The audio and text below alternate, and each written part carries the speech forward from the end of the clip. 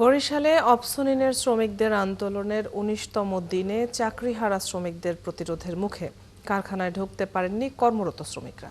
একই কারখানার দুদল শ্রমিক মুখোমুখি অবস্থান নেয় সকাল থেকে দুপক্ষের মধ্যে কয়েকবার উত্তেজনা সৃষ্টি হয়।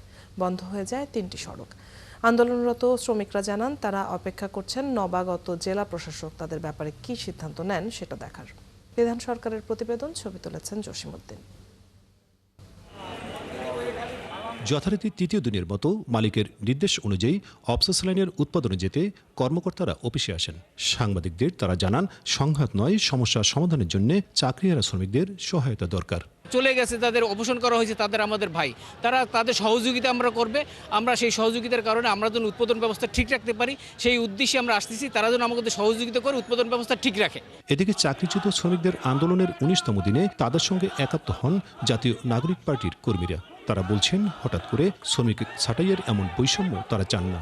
জাতীয় নাগরিক পার্টি এনসিপি তাদের সাথে থাকবে এবং তাদের ন্যায্য অধিকার আদায় করে দিয়েই হচ্ছে জাতীয় নাগরিক পার্টি এনসিপি মাঠ ছাড়বে ইনশাল্লাহ। চাকরিহারা শ্রমিকদের একজন নেতা জানান তারা নবাগত জেলা প্রশাসকের সাথে দেখা করেছেন। তিনি 2 দিন সময় চেয়েছেন এর সুষ্ঠু সমাধানের জন্য।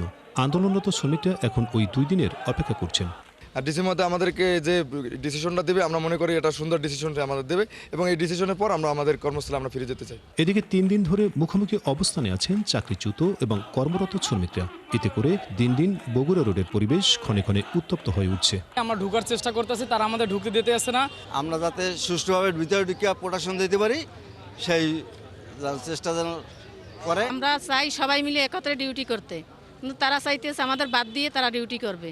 আমরা যদি চাকরি না করতে পারি তাদেরকেও আমরা দেব না চাকরি করতে। গত 12ই নভেম্বর জেলা প্রশাসক ত্রিপক্ষীয় বৈঠকে যে সিদ্ধান্ত নিয়েছিলেন তা মানেনি শ্রমিকরা। এখন ফের অপেক্ষা করছেন নবাগত জেলা প্রশাসকের সিদ্ধান্তের। বিধান সরকার, ৭১, বরিশাল।